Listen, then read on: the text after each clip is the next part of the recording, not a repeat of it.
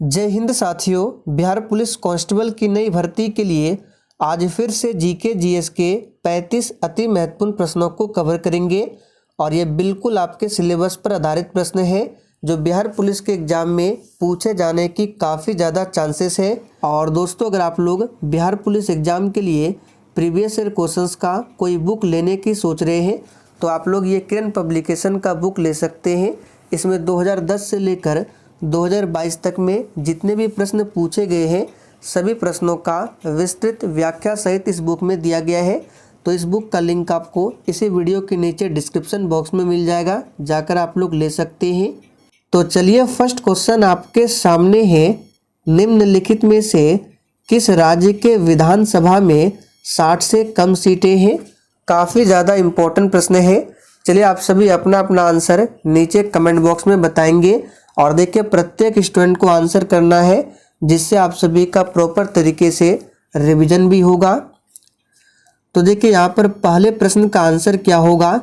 मेघालय की बात करें तो यहाँ पर 60 सीटें हैं, त्रिपुरा में भी 60 सीट है, नागालैंड में भी 60 सीट है और सिक्किम की बात करें तो यहाँ पर 32 सीटें हैं।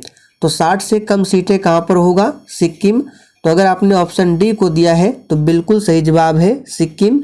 अब देखिए सिक्किम की बात करें तो सिक्किम जो है ये जनसंख्या की दृष्टि से सबसे छोटा राज्य है, यहाँ पे देख सकते हैं। और क्षेत्रफल में सबसे छोटा पूछे तो गोवा क्षेत्रफल में सबसे छोटा है, ध्यान रखना है।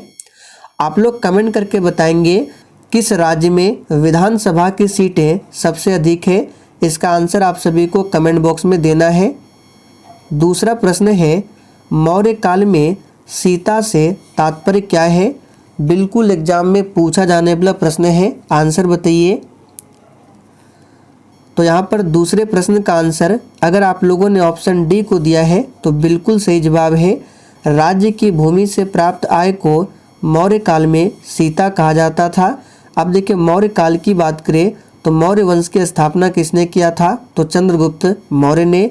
चंद्रगुप्त मौर्य का उत्तराधिकारी कौन था? बिंदुसार था। बिंदुसार का उत्तराधिकारी कौन था? तो अशोक था। क्रम को जरूर ध्यान रखें। आगे देखिए, मध्यकालीन संत शंकरदेव संबंधित थे। बिल्कुल आपको सोच समझकर आंसर करना है। और आज के इस प्रैक्टिस सेट में आप कितने प्रश्न सही कर पाते हैं, बिल्कुल ईमानदारी पूर्वक आप सभी को सेशन के लास्ट में अपना अपना स्कोर जरूर बताना है। तो यहाँ पर तीसरे प्रश्न का आंसर क्या होगा? वैष्णव संप्रदाय से संबंधित थे शंकरदेव। और आपको याद होगा असम का जो शास्त्रीय नृत्य है सत्रिया, यहाँ पे लिख देते हैं सत्रिया, ये क्या है? तो असम का शास्त्रीय नृत्य है। तो इस शास्त्रीय नृत्य का जनक माना जाता है संत शंकरदेव को, ध्यान रखेंगे। आगे देखिए, चंगेज खान का मूल नाम क्या था? चलिए, आप सभी चौथे प्रश्न के लिए आंसर बताएंगे। और देखिए प्रश्नों के साथ जितने भी एक्स्ट्रा फैक्ट को बता रहे हैं ध्यानपूर्वक सुनना है, आपके एग्जाम के लिए काफ़ी ज़्यादा इम्पोर्टेंट रहेगा। और अगर आप लोग लिखना चाहें तो नोट कर सकते हैं। तो चंगेज खान की बात करें तो इसका मूल नाम था तेमुचिन। तो अगर आपने ऑप्शन सी को दिया है तो बिल्कुल सही जवाब है तेमुचिन। और आपको याद होगा पहला जो मंगोल आक्रमण हुआ था इसी के नेतृत्व में हुआ था। कब? तो याद रखिएगा 1221 में। 1221 में पहला मंगोल आक्रमण होता है चंगेज खान के नेतृत्व में। आगे देखिए, कौन सूफी संत महबूब ए इलाही कहलाता था? चलिए 5 के लिए आंसर बताएंगे। और यहाँ से आपसे प्रश्न पूछा जा सकता है कि जो पहला मंगोल आक्रमण हुआ था किसके समय में? तो इल्तुतमिश के समय में हुआ था, ध्यान रखेंगे। तो यहाँ पर 5वें प्रश्न का आंसर क्या होगा? सही जवाब है निजामुद्दीन औलिया। ए ऑप्शन जो ही बच्चे दिए हैं बिल्कुल सही जवाब है। एक बार आपके एग्जाम में पूछा गया था ख्वाजा मोइनुद्दीन चिश्ती का दरगाह कहाँ पर है? तो याद रखिएगा अजमेर में। आगे देखिए, निम्नलिखित में से कौन सी घटना सबसे पहले हुई थी? चलिए आप सभी 6 के लिए आंसर बताएंगे, काफ़ी ज़्यादा इम्पोर्टेंट प्रश्न है।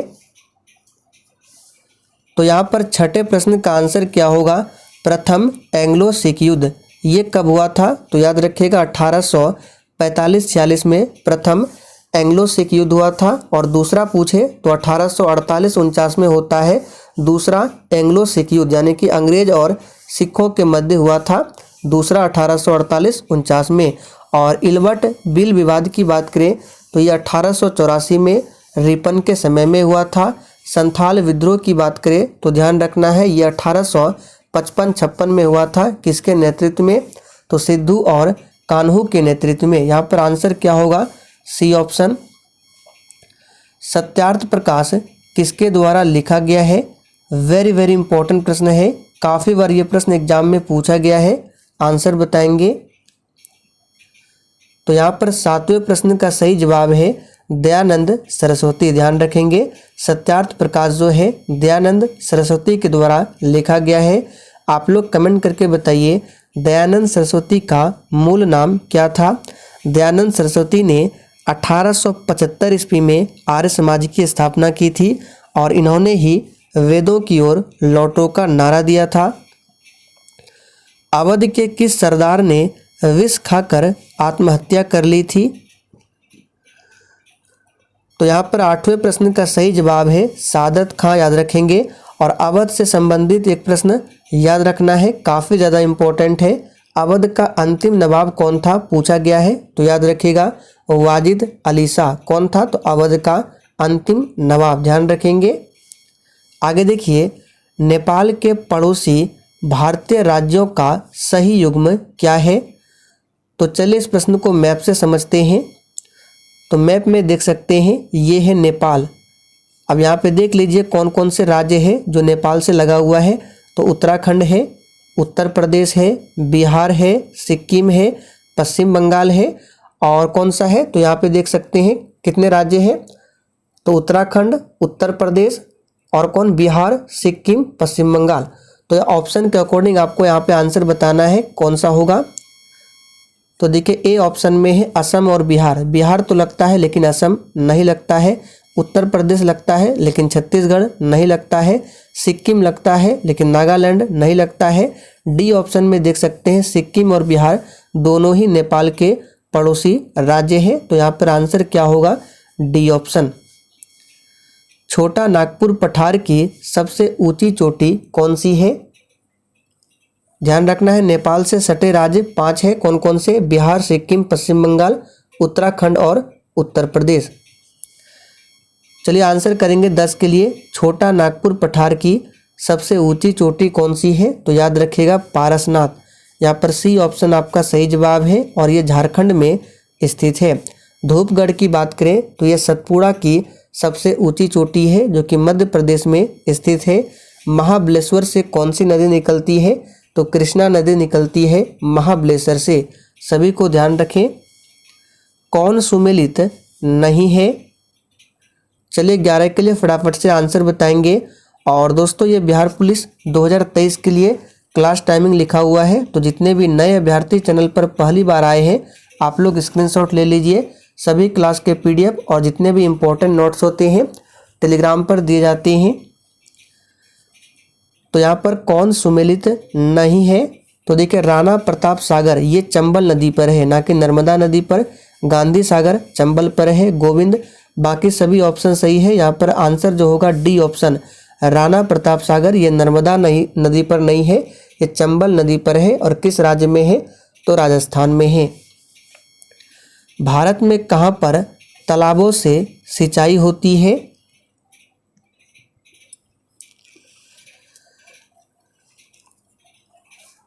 तो यहाँ पर आंसर क्या हो जाएगा? ऑप्शन सी तमिलनाडु में। ध्यान रखेंगे। आगे देखिए, किसे विश्व का चीनी का कटोरा कहा जाता है?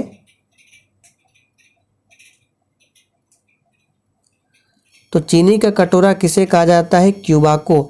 यहाँ पर बी ऑप्शन आपका सही जवाब है। और भारत में किस राज्य को कहा जाता है? याद रखिएगा उत्तर प्रदेश को।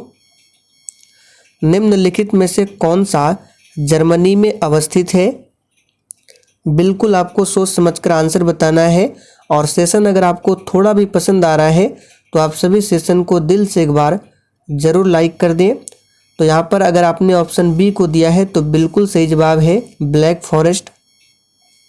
संसार में किस फसल का उत्पादन सर्वाधिक होता है? तो बहुत ही सिंपल प्रश्न है, चावल यानी कि धान का। हरित विकास ग्रीन डेवलपमेंट, इसके लेखक कौन है? इस पर आप सभी स्टार मार्क कर लीजिए, वेरी इंपॉर्टेंट प्रश्न है। तो हमने आपको प्रैक्टिस सेट में भी बताया था, हरित विकास यानी ग्रीन डेवलपमेंट के लेखक कौन है? तो WM एडम्स है। निम्नलिखित ऊर्जा स्रोतों में से कौन पर्यावरणीय प्रदूषण नहीं उत्पन्न करता है? बिल्कुल टॉप लेवल का प्रश्न है। इसका सही आंसर है ऑप्शन बी, सौर ऊर्जा। और सौर ऊर्जा जो है ये नाभिकीय संलयन पर काम करता है। निम्नलिखित में से कौन सा जैव निम्नीकरणीय है? तो ध्यान दीजिए, कौन सा जैव निम्नीकरणीय होगा? तो याद रखिएगा, रबड़ जो है जैव निम्नीकरणीय है। रबड़ उत्पादन में अग्रणी राज्य पूछे तो केरल है। अम्ल वर्षा में निम्नलिखित में से क्या होते हैं? तो याद कीजिए, हमने आपको बताया था प्रैक्टिस सेट में एसिड रेन में क्या क्या होता है, नाइट्रिक एसिड और साथ में सल्फ्यूरिक एसिड। यहाँ पर सी ऑप्शन आपका सही जवाब है। उर्वरक के अत्यधिक प्रयोग से क्या होता है? वेरी वेरी वेरी इंपॉर्टेंट प्रश्न है, मार्क कीजिए। तो देखिए, उर्वरक के अत्यधिक प्रयोग से मृदा प्रदूषण होता है, जल प्रदूषण होता है और वायु प्रदूषण होता है, यानी कि उपर्युक्त सभी। आगे देखिए, गुप्त वंश का संस्थापक कौन था? तो बहुत ही सिंपल है, गुप्त वंश का संस्थापक श्रीगुप्त है। आप लोग कमेंट करके बताइए, गुप्त वंश का वास्तविक संस्थापक किसे माना जाता है? गोवा में पहला शासन किसका था? तो ध्यान दीजिए, गोवा में पहला शासन पुर्तगालियों का था। यहाँ पर सी ऑप्शन आपका सही जवाब है। और पुर्तगालियों से गोवा कब आज़ाद हुआ? तो याद रखिएगा 1961 में। आगे देखिए, किस काल में पत्थर के औजार सबसे पहले पाए गए थे? तो दोस्तों यहाँ पर सही जवाब है, पूरा पाषाण काल में पत्थर के औजार सबसे पहले पाए गए थे। कौन सी कला ग्रीको बौद्ध कला के नाम से भी जानी जाती है? तो याद रखिएगा, ये है गांधार कला। यहाँ पर ए ऑप्शन आपका सही जवाब है। केप ऑफ गुड होप को किसने खोजा था? तो ये प्रश्न ऑलरेडी बिहार पुलिस के एग्जाम में पूछा जा चुका है। तो केप ऑफ गुड होप को किसने खोजा था? तो बार्थोलोम्यू डियाज ने। यहाँ पर सी ऑप्शन सही जवाब है। मीराबाई का जन्म कहाँ पर हुआ था? और देखिए, यहाँ से एक प्रश्न और बनता है कि मीराबाई जो है ये किस काल की कवियत्री थी? तो याद रखिएगा, भक्ति काल। तो मीराबाई का जन्म कहाँ पर हुआ था? राजस्थान में। सी ऑप्शन जो ही बच्चे दिए हैं बिल्कुल सही जवाब है, राजस्थान में। मॉन्टेग्यू चेम्सफोर्ड की रिपोर्ट किसका आधार बना? तो यहाँ पर सही जवाब है ऑप्शन सी, भारत सरकार अधिनियम 1919 का आधार बनी। कौटिल्य के अर्थशास्त्र के अनुसार निम्नलिखित में से कौन राज्य के करों की वसूली के लिए जिम्मेदार था? तो इस प्रश्न का सही आंसर है समाहर्ता। ए ऑप्शन जो ही बच्चे दिए हैं बिल्कुल सही जवाब है, समाहर्ता। निम्नलिखित में से कौन सा संत भक्ति के निर्गुण एवं सगुण रूपों में आस्था रखते थे? तो उस संत का नाम क्या है? याद रखिएगा, रामानंद। और ये कबीरदास के गुरु थे। सत्य शोधक समाज की स्थापना कब हुई? तो यहाँ पर इस प्रश्न का आंसर क्या होगा? 1873 में सत्य शोधक के समाज की स्थापना होती है। किसके द्वारा? तो ज्योतिबा फूले के द्वारा। निम्न में कौन सा युग्म गलत सुमेलित है? यानी कि 1857 की जो क्रांति हुई थी उसका नेतृत्व किसने कहाँ से किया था, ये इसमें दिया है।